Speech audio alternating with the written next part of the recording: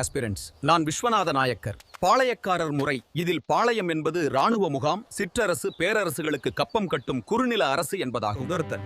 பாளையங்களை ஆட்சி செய்பவர் பாளையக்காரர். அவர்களை ஆங்கிலேயர்கள் போலிகார்ஸ் என்று அழைப்பர்.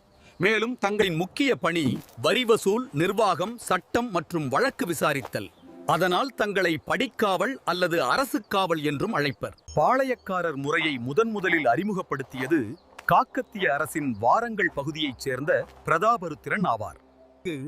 1529ஆம் ஆண்டு நான் விஸ்வநாத நாயக்கர் மதுரையில் பாளையக்காரர் முறையை அறிமுகப்படுத்தினேன். தமிழ்நாடு 72 பாளையங்களாக பிரிக்கப்பட்டிருந்தது. அவை மேற்கு மற்றும் கிழக்கு என 2 வகைகள். மேற்கு பாளையங்கள் சிங்கம்பட்டி, நடுவக்குறிச்சி, தலைவன்கோட்டை, சேத்தூர், ஊத்துமலை.